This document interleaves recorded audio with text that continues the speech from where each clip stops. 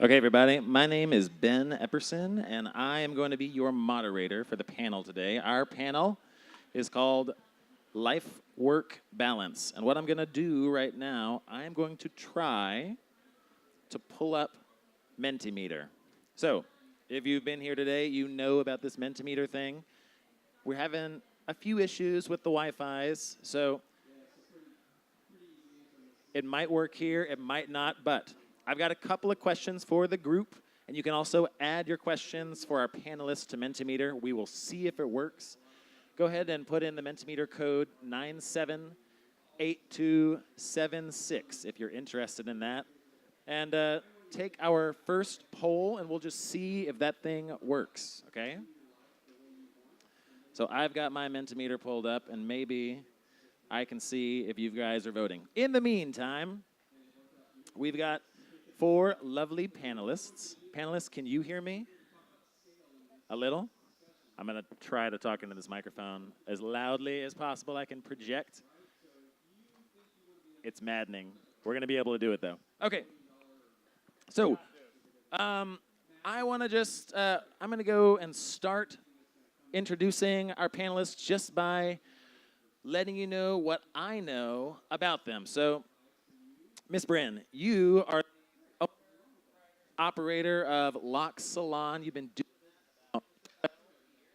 Yes. have a 2-year-old and a 12-year-old, which means you started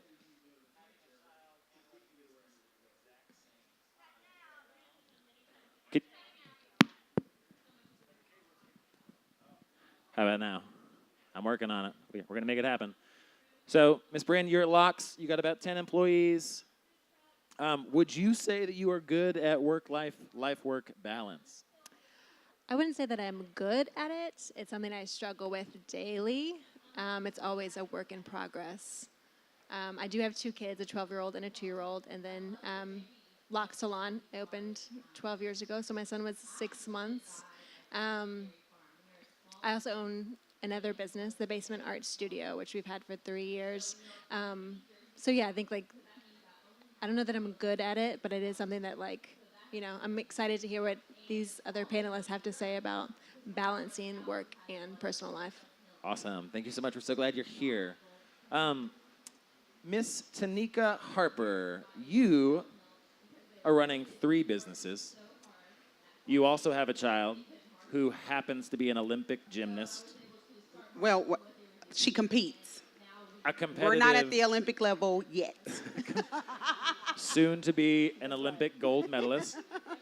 Though she's 8 years old, you also are passionate about working with youth in underserved communities and kind of sharing your wisdom with them and growing them to who they want to be.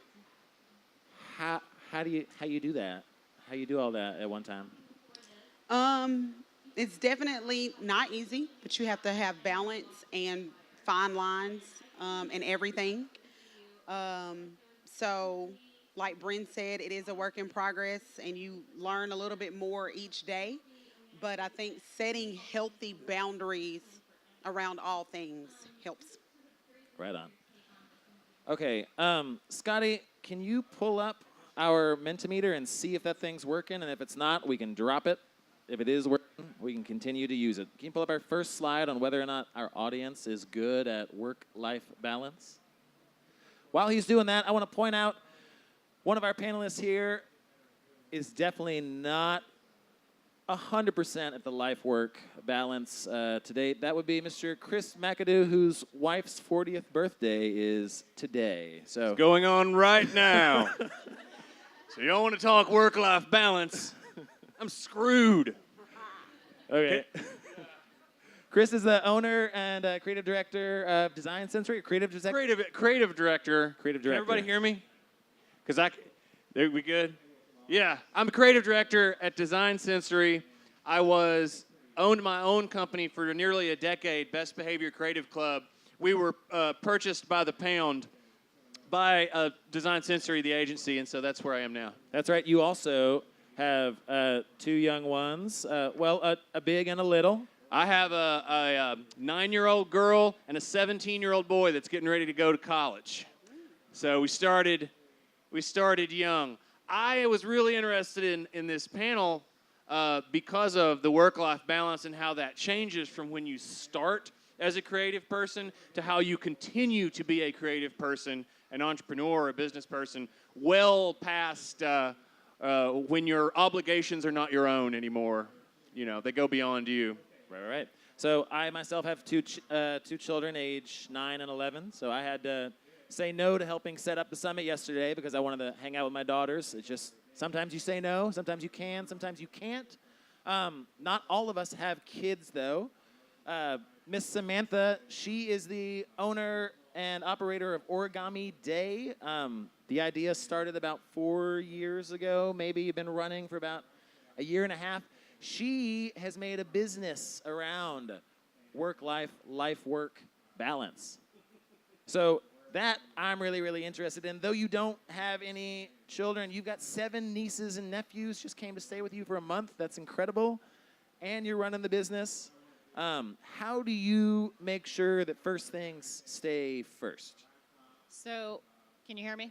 My previous lack of work-life balance is what actually made me a maker. I had no work-life balance and had a kind of near-death experience that made me realize life is short. So then I created systems that didn't previously exist to manage everything better.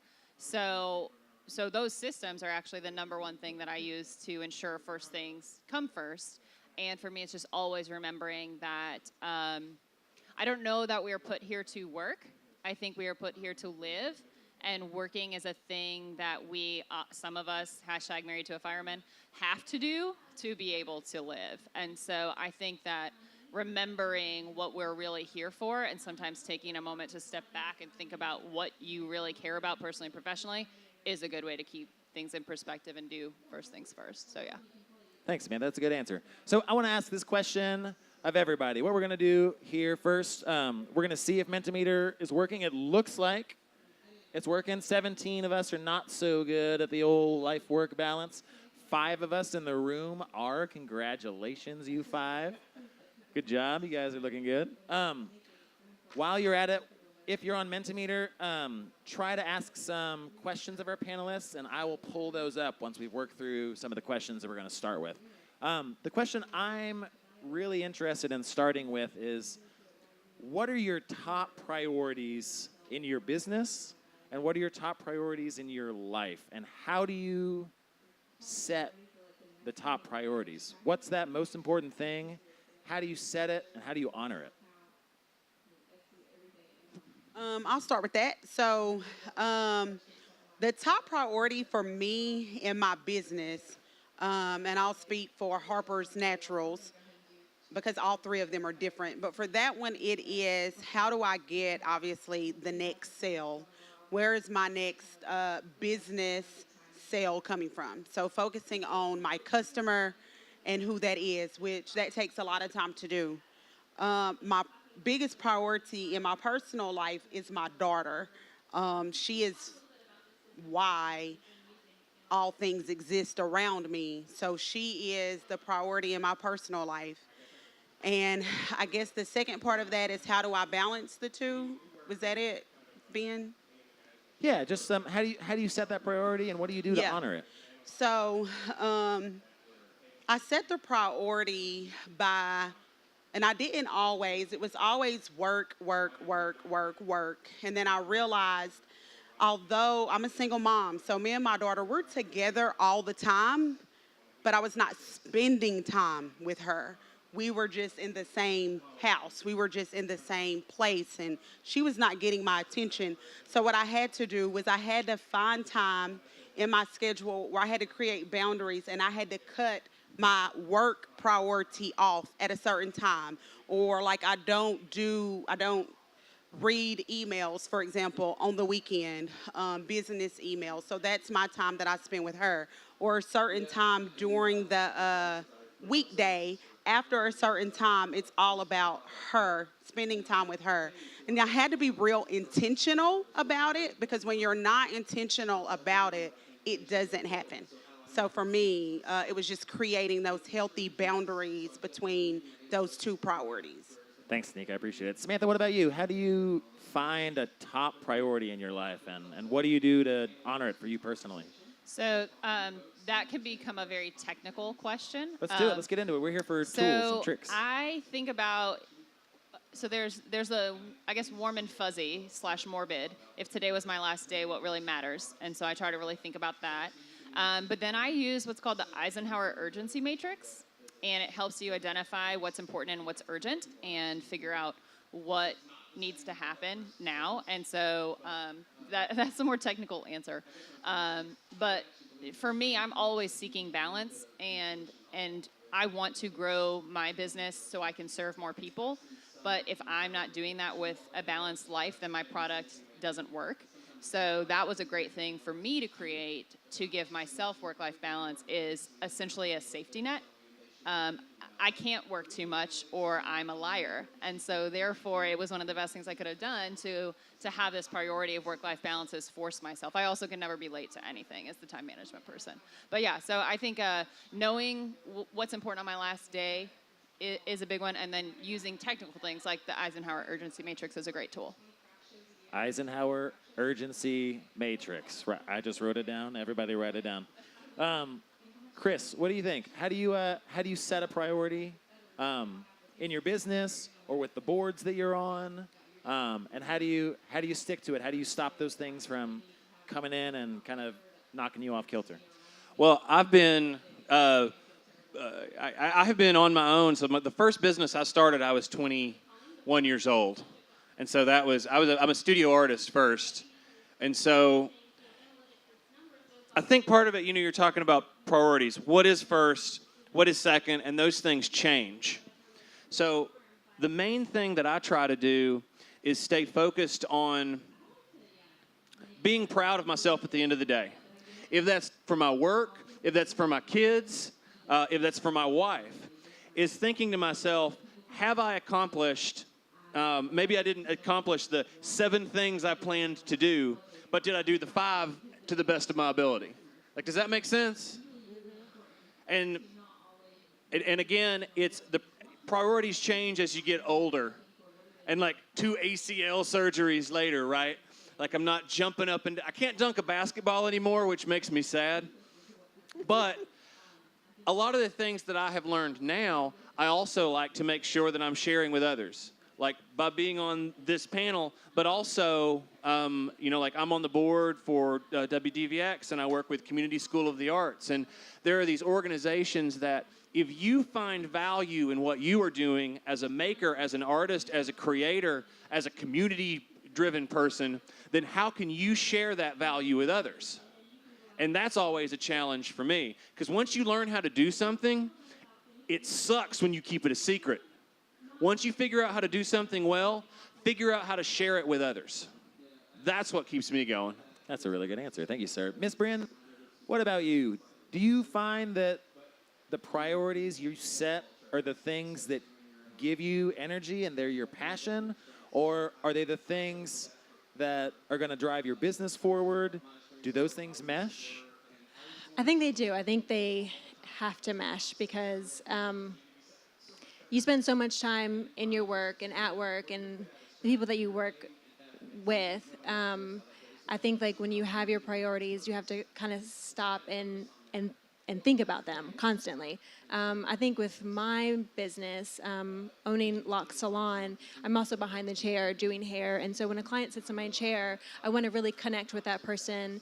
And if I'm not connecting with the people around me, my employees, my husband, my kids, how am I then able to connect with my client? So I think for me, my biggest priority, I think, is connection. And if I feel drained or strained in my business because I'm trying to do all of the things, which I do, that's my personality. I want to do all of the things.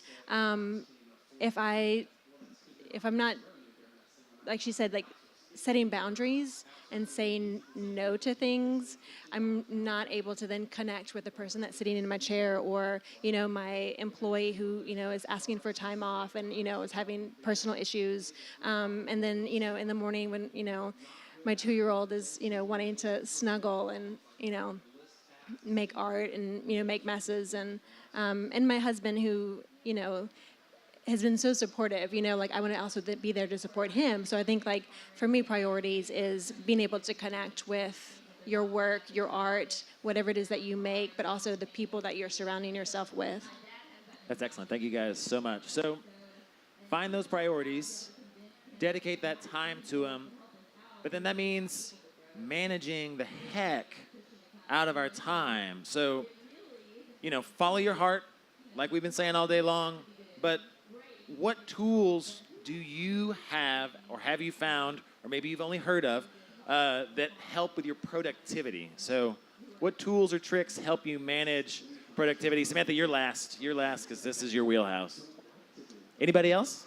I think for me, tools that I use are phone calendars. Obviously, I'm lost without my phone calendar. Some people write and have a calendar that they carry around, and she's going to talk about Origami Day. So I think it's just what works for you. But for me, it's not just about, I had to learn at some point to put do nothing in my schedule. Like I had to write that in for 3 or 4 hours to do nothing. Because if you don't do that, you can get so caught up. And most of us in here, we're makers, we're business owners. So a lot of that is meeting other people. And meeting people is draining. I can have 3 meetings or 4 meetings a day, and by that 3rd or 4th one, I have nothing. Because it takes a lot of energy to listen to people that you're meeting with. So sometimes you think, oh, I just have a bunch of meetings, but that is hard work. Believe it or not. And so I had to start putting in my schedule, do nothing. And when somebody wanted to meet with me at that time, you have to be disciplined enough to say no. When you pull up your calendar, no is a complete sentence. That's what I've had to tell myself. I don't have to give an explanation for why I can't meet with you on Wednesday at noon. I just can't. And I think we have to stop feeling bad for saying that's not a good time for me, or no, not at this time in my life, I can't commit to that.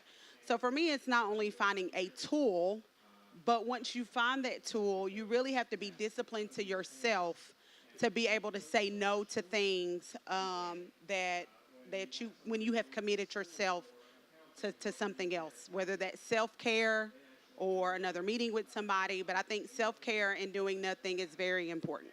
Thank you, Tanika. Chris, you have something to add? Productivity tool? Yeah, I would actually kind of follow up on that because it's, as a business owner, well, like let's say you graduated college yesterday and you graduated with a degree in painting, which I did, and that's your job now. You're a business owner, okay, which means there are many responsibilities that come with that, from accounting to meeting with people, to this, to that, to all those kind of things. And so there is never a point in your day that that something couldn't take it up. So, for me, the magic, and I'm sure you guys kind of get with this too, like the magic happens in the white spaces, right? The magic happens when you allow yourself the freedom, both mentally, like to kind of like, all right, let me chill out for a minute. But then also sometimes physically, like, I don't need to be, like, I need my time, And to be able to, if you really want to get down to it, I get up early and I go to the gym. That's my time. That's my me time, right? Super early before anybody started emailing. And that helps things get off to the right start, right? And that may be different for everybody. Like, but even having one thing per day that you always do that allows you to center yourself and start in the right spot. That's a really good Right? tool. Does anyone else on this panel know anything about productivity tools? Anybody? That's you, Samantha. That's you. I'm thinking the audience. No, that's you. So I have a lot of tools that I like and recommend, and this is probably something I could talk about for days. Some of my favorite tools, I think when used correctly, your cell phone can be an amazing productivity tool. There are a lot of great videos and Audible resources and things that you can use to maximize your hours in habit. Getting ready in the morning is a very habit-driven act, and so we don't need our brain really to do that anymore. So I like to use my phone to listen to things that can help perpetuate a good day. So that's one way that I use my phone, or I try to sync my paper systems with electronic systems when it increases efficiency. And again, these are things I could dig into and talk about for hours. My personal favorite tool is obviously Origami Day, the Origami Day system that I created to solve my own pain point. But outside of that particular thing, the concepts with those tools is that paper and pencil are an amazing tool for productivity, because when you look at your piece of paper for what you're supposed to do next, it's not going to ping you with a Facebook notification or a text message. So it's a really great way to stay focused and not get distracted with some of the things that are in the third quadrant of the Eisenhower urgency matrix, which you hopefully will all learn about later.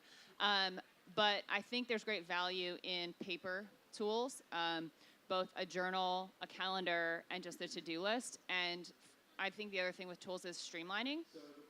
Finding a tool or a system for you that is really simple, that doesn't distract and add one more thing to manage, but really helps you to manage all the things. And so for some of us, like Tanika, cell phone, cool, it's one system. She knows where she's going to get her stuff done. For me, it's paper, because I get very easily distracted. So I really like a paper. Samantha, will you pull it out and show us real quick? Do you have your book with you? So we're going to get into the nitty-gritty. I'll give you a 1-minute elevator speech on what this thing is and how it works.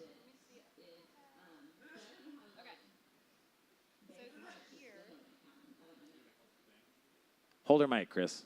Here is the Origami Day system. So it's a folding piece of paper and a notebook and calendar in one. So when it all works together, it's one central hub for all your information. And so to me, this is really important for productivity, because it's not managing 1,000 things, or it's not one more system. It's one piece of paper that tells you what to do each day. It's one notebook that holds all of your items. And so this is my personal favorite productivity tool. But I could do a whole, you should take the microphone away from me. Okay. I will talk about this for you. I had to pull it out. I had to show it to people. So let's see. I've got a question from the audience I'd like to go to right now.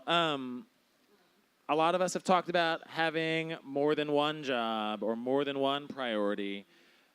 Somebody here wants to know how they stay energized to work on their maker business while working a full-time job. So another way to pose this question is, what do I do in my schedule if someone else controls my schedule? So either one. Okay, so I have kind of an answer to the first part of that question. Tanika mentioned this, and it's great. You have to schedule recharge. So we would not use our cell phone all day long or for a week straight and not plug it back into the wall, right? So we've got to stop doing that to ourselves, because you take away your ability to function well, you take away your ability to be creative. You have got to find time and schedule time to recharge. So that, I think, is one of the most important things when you're looking at, okay, I've got to log a certain amount of hours for a side hustle, I've got to log hours for my business. Try to do that as strategically as possible. The other thing, because full disclosure, I still rock some side hustles. Origami Day is not all that I do yet. So part of that is valuing your time and just putting your best case scenario first and letting an employer take it or leave it. And I know that's really scary, and you have to have a certain amount of confidence in that, but there are progressive employers out there who are willing to take you part-time or at an hourly rate that helps you to rock your side hustle without payment until maybe whatever you're making takes off.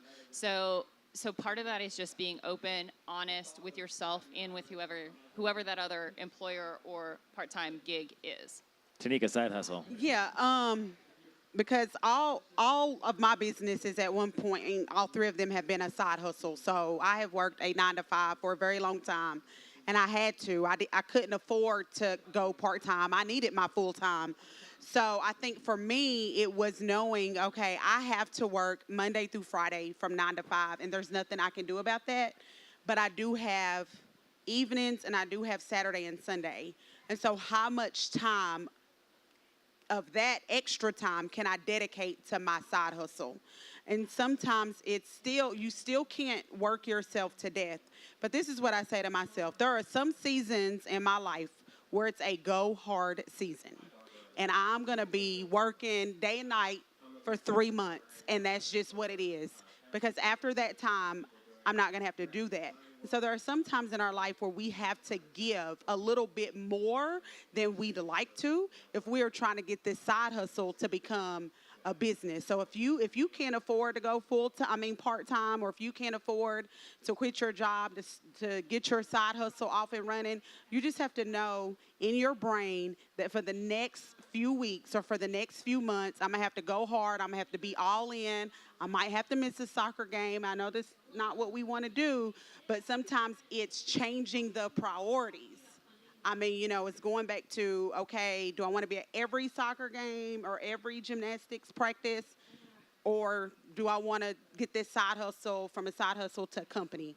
And so that I say there are going to be some days you just got to go hard. But at the same time, it's looking at your free time when you're not at the 9 to 5 to say, okay, how much of that time can I dedicate to my side hustle? Bryn, do you have anything you'd like to add? Yeah, I was just going to say, like, if you're working a full-time job and you're also trying to be a maker and do the side business, I think setting goals is really important, because if you're like, this is where I want to be in a year, this is where I see myself in a year, well, what do I need to do?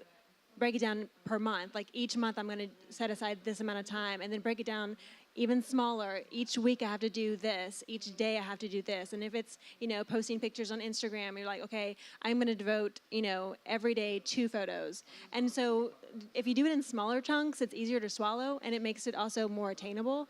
And I think too, like, that's something for me. Like I always have these like grand ideas. I'm always like moving, forward with something else. And so I don't have a lot of time. So I think like really sitting down and like writing it out, like this is where I want to be, this is where I see myself, and then finding the time in the day to make that happen. And sometimes you don't have that time, but I think like, I guess the time like making it more valuable. Like if you only have weekends, like what are you still going to have joy in this business if it's taken away from your family? So I think like really trying to have that sort of balance that makes you still enjoy what you're doing, and you don't start to resent your job or resent your family or the people around you because you're like, I really have to do this right now. So it's like, I think keeping that mindset that like what you're doing or what you're trying to create is still like bringing you joy and bringing you happiness. Cut it into chewable chunks, and then realize that things come in seasons, even throughout the day and then throughout the year. Chris, did you want to add something to that? To kind of follow up on that is defining what success looks like for you does not mean that it looks like success for the person next to you. And so being able to say, those there's the 9 to 5, but then there's the 5 to 9, and sometimes it's as simple as like literally waking up earlier.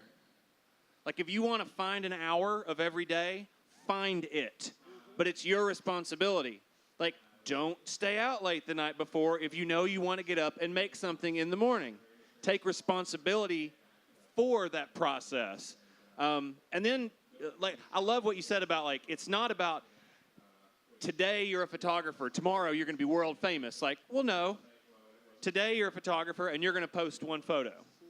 And then maybe it's 2, and then you reach, letting those blocks build upon themselves so that you can experience success a step at a time. Because you look at that big mountain of like, what does this whole thing look like? And it can be very daunting. But just looking at it 1 step at a time, 1 day, 1 action at a time, that allows you to focus in on yourself and what that looks like is like just super cool. Awesome. Thank you, guys. I want one kind of follow-up question to this, and then I want to jump into children because we're getting a lot of questions about family and stuff. So we're talking about side hustle, full-time, part-time. Have any of you ever turned away or said no to full-time stuff? Let's say you're getting tons of orders coming in for full-time stuff, and you've like said no to it for that part-time? Go, Bryn. So I recently had to close a 3rd business, and so that was really hard for me to say, no, I can't do this, and also accept that failure And I think too, like, it was really, I was so like, I opened a children's shop when I was pregnant with my daughter, because that's what I do. And my husband is so supportive and is awesome, and he's here. And I really appreciate, the people around me that support my craziness. But I think that, I had it for 2 years, and my daughter is now 2.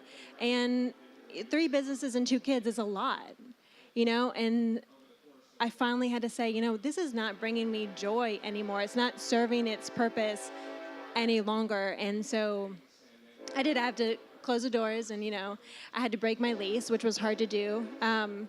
But also... Brandon, wait 1 second. Wait. Pause that.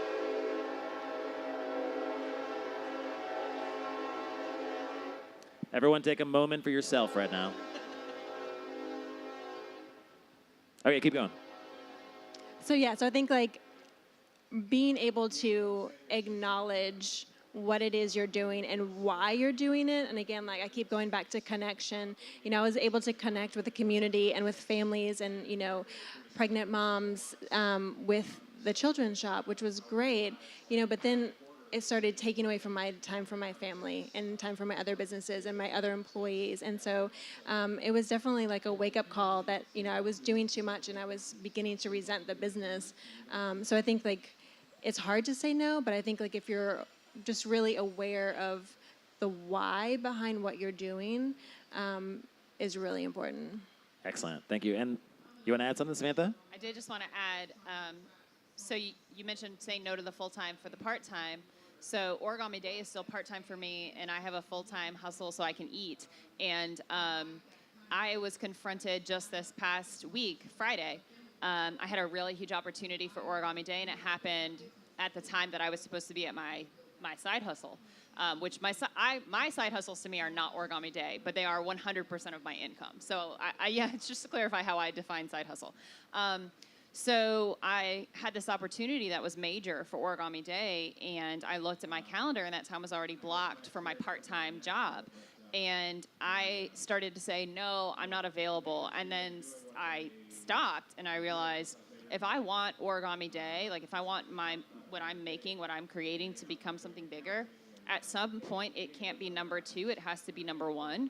So I made the scary choice to say I am available, and I'll figure out how to shift the other piece around and say no to that full-time piece. And it all worked out. And to my knowledge, I haven't been fired. But it's just sometimes you have to do scary things and break out of your comfort zone and say if you really want to make your craft, whatever you're making, if you really want to make it your whole life, you got to make scary choices sometimes and remember to put it first in every opportunity that you can. Thank you. That's really good. So we've been circling around this family thing, children thing. So I've had a couple of questions about it. Specifically one, can you start a business and start a family at the same time? Sub-question, and I think this is the real meat of the question, how do you let your children or your nieces or your nephews or your partner know that they're a priority? Like, what do you guys do in your personal life to kind of get down one-on-one with that loved one and let them know they're a priority while you've got all this hustle happening back there? I hate to be the first to answer because I'm the only one who doesn't have children, but I feel like everyone else is just like waiting. So I'm going to go for it. Go. So I don't have children, AKA variables is what I like to call them because it's exactly what they are. They are huge variables in your day. You did share that, I cared for 3 children for a month straight, so I feel like I have a little bit of parent understanding on top of 15 years of aunt life. I think you have to know what is their love language. So, like, do they want you to just give them words of affirmation, like, yes, I hear you, and I'm sorry you had a bad day? Or do they want quality time, like, I'm physically closing my laptop so you see that I'm looking at you and I'm spending time with you? So I think, like, to answer that question for me, it's like, well, what do they want? My nieces and nephews want something different than my husband wants, something different than my mom wants. So trying to think about what it is that's meaningful for them. And then I am an over-communicator. So for me, a lot of it is my husband I work from home a lot. So he comes into my office and he's trying to show me some YouTube video and I'm knee deep in a proposal. So sometimes it's just, hey, I really want to see that YouTube video. but can you give me 5 minutes to wrap up this project, and then I will give you 100% of my attention for the 2.5 minutes of quadrant 4. Again, Eisenhower urgency matrix. So to me, it's communication and knowing what it is that they care about, how you can show them that you care. You said know their love language. Where'd you get that? Is there a book? There is a book. I'm big on professional development and personal development. Yes, I believe it's called Love Languages, and you can do an online quiz and figure out, are you physical touch, words of affirmation, yada, yada. Cool. That's a good answer. Tanika's got the microphone. What you got to Yeah, say? I think for me, so I can't answer the first part of that because I haven't started, a family and a business at the same time. Do I think it's possible? Yes, but maybe somebody else should answer that who has done that. But for me, it's showing up when they kind of want you to. So, for example, being on that field trip, being at their sports events, showing up at practice, being visible, I think shows my daughter that I care about her. And yes, it's listening to how school was in the evening. So instead of me scrolling through Facebook or Instagram or figuring out what I'm going to try to post on social media to get some likes, it's paying attention to her. And I think it goes back to that healthy boundaries. So maybe after 6 o'clock p.m. or after 7 o'clock p.m., you don't do that. It's all about how was your school day? Let's do homework together. So it's being available and being present in their moment. I know with my daughter, I can't go on every field trip with her. She would love that. But if I can get in 1 or 2 or show up at the school and volunteer, like it's paying attention and caring about what she cares about throughout the day. Thanks, Tanika. Brandon, you want to add anything to that? I think, like she said, being present with your children, with your spouse. Work is always going to be there. I can always be checking emails and, taking photos of what I do. But just like hitting the pause button on my work and being present. I don't have a lot of time, especially with the family. But the time that I do have, I make it count, And so I think like really being in that moment and being present and seeing what they need. Yes, you can do both. You can have a family and you can run a business at the same time. You need to set boundaries and you need to know, like, again, like what makes you tick. Why are you doing the things that you're doing? Cool. We've got questions about technologies and more about scheduling. And I want to jump on the panel real quick and say a little something about what I discovered about myself as a way to ask you guys a question. So about a year ago, I don't know if it was a podcast or a book or a conversation, but I realized I kick ass between 6:30 and 9:30 to 10 a.m. every morning. And then I crash at like 2 p.m. to 4 p.m. And then I get another boost of energy at like 6:30 to 8:30. And then my bedtime's like 9:15, just so you know. So I schedule all of my like heavy brain lifting first thing in the morning, and I schedule all my drudgery from 2 to 4, where I'm just moving things around in an Excel spreadsheet. Is there a podcast or a book or something you guys have found that's helped you learn a little bit more about yourself and about how you work, or was it an experience or a discussion with a friend? So I am not a morning person. I hate mornings. I also don't talk to me unless I've had 2-3 cups of coffee. But I also know in order to get things done, I need to get up earlier in the day because I hit the ground running and I go nonstop till 9 o'clock at night. And I cram everything in my schedule and there's no time for anything. So I think scheduling me time, getting up a little bit earlier. But I recently found a friend of mine recommended the Happier Mind Journal. And so I've been doing that, and I'm trying to be better about getting up early in the morning and journaling, because the first question to ask you is, how was your sleep? And it's just 3 emojis, like happy face, frowny face, and meh. And just recognizing, how did I sleep? And then it's what are you grateful for today? And starting my day out with that. I now, I bought one for my husband, I bought one for my 12-year-old son, and they love it. And so it's nice to just, and I didn't know we were going to even share the Happier Mind Journal together, but we are, and that makes me feel really good because I'm connecting with them, which is, my priority. That's that quality time, but also like it's helping me like, I get up first thing in the morning, I journal, and then when they get up, we talk about it together. So I think like that to me is making me happier and making me more of a sane person because I do have that quiet time, but also like being able to figure out like what it is I'm grateful for and then starting my day out on the right note. Cool. Anybody else? Sorry, I feel like I could talk about all these things. I'm trying not to monopolize the We panel. actually brought you up here to talk. So the panel thing. To make sure I've got your question correctly, some of the things that I think really help me to be more productive and I think are really useful. One of the books that sent me over the edge and made me take this from an idea to a business was The 4-Hour Workweek. That one is really valuable. There's a lot of nuggets in there that help you realize that if we have 8 hours in a day, we're going to fill it whether we can get the work done in 4 hours or not. So just that was a really good piece for me. The Miracle Morning, similar to what Bryn was saying, like there's so much value in having time before your day starts to kind of recalibrate and center yourself. You'll go into your day in a lot better place. So the Miracle Morning is a really good resource for that. Those are probably two I think that are like the best things in my opinion for that. Tim Ferriss, The 4-Hour Workweek, and The Miracle Morning is by, just Google it. House. Microphone's not working. Howell. What do you got, Chris? Well, like specifics, like I'm in the car a lot. I listen to a lot of podcasts, but yeah, Tim Ferriss, Chase Jarvis, Gary Vaynerchuk, who's a little bit New York for me, but James Altucher is great too. James Altucher show. But to follow up on the gratitude and actually taking that one step further, how many of you guys out there? I want to see a show of hands. How many of you are really hard on yourselves?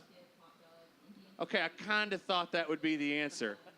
Like, I tend to treat myself, my baseline, worse than I would treat anyone else in the world.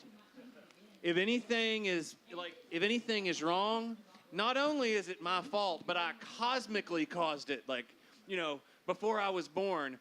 And I tend to blame myself and shoulder burdens that I don't need to. Right? And so you were talking about how, sometimes you have to, that ends up creating a division of, you start to dislike the work you're doing. You start to dislike, it breeds and feeds into every part of your day. So I've actually started not just gratitude every day, but grace. Grace and gratitude. Meaning, I have to think. I have to remember to forgive myself. I screwed some stuff up yesterday. And it's PG, it's 13. But so I screwed some stuff up yesterday, and my baseline is essentially you dummy, why'd you do that? And I have to be able to give myself the grace to think, no, that's fine, because you did all these other things well, or you were able to improve, other things. So every morning I make it a point to give myself that little bit of grace that I try to give other people, so that you also, you don't set unrealistic expectations on yourself, and you also don't set unrealistic expectations for those around you. And I have found that to be a wonderful sort of way to kind of keep the wheels greased. That's really good. I like that. Okay, we got about 5 minutes left. Some of you have given me questions through the interwebs. Does anybody else have a question here that they'd be comfortable putting before the group? No? Okay, so we got another question on the interwebs then. This is an interesting one. Does anybody here know if there's an app that can rate the urgency of incoming communications and delay their delivery accordingly? I would love to know what that app is. So to my knowledge, that app doesn't exist, but full disclosure, I don't know everything. However, I know that depending on what email platform you're using, whether it's Outlook or Gmail, you can set rules, and you might be able to finagle some rules. to at least say, every time emails come from this person, I want them to be flagged as important or sent to the top of my inbox, or every time emails come from this person, I want them to go into a folder that's unimportant that I look at later. So there are definitely a lot of ways we can use our technology to make ourselves more productive by focusing on what's important and kind of getting rid of some of the stuff that's less important. But I don't know if that particular app exists. Right on. So, great idea, whoever's question that was. Find somebody here or at the Knox Entrepreneurship Center. Start making that so we can use it, please. Is there anything left out, panelists? Anything you'd like to close with about what you want these people to know in the next 3 minutes? For me, I would just want to say, don't give up. It can be a very daunting task sometimes trying to balance work life, and I don't even really know that that's a real thing, balancing work and life, because to me there never really is a balance. But again, it's having a village, people around you who can support you. You can't do it alone. My nonprofit that I had founded in 2008, after a few years, I had to give it up. I shut it down. It didn't do anything. Why? Because I was trying to do everything by myself. And in running a business, it's like raising kids. It takes a village. So get people who support you. Set clear boundaries. Don't give up. Keep pushing through.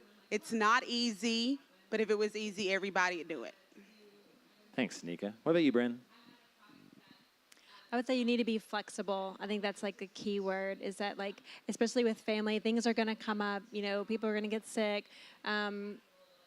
Field trips are going to come up, and setting boundaries, healthy boundaries, being able to say no. And that's something that I struggle with. I've gotten all the planners. I don't have this one yet, but I think this is going to save my life. So find what works for you, but also don't be so hard on yourself. You have to be flexible. Chris, anything else? What are we going to leave with? What? What do these people need to leave with that we haven't said? Everybody gets candy. I don't have any candy. You get candy. But I would say an actionable item, right? Cause we've talked about big stuff.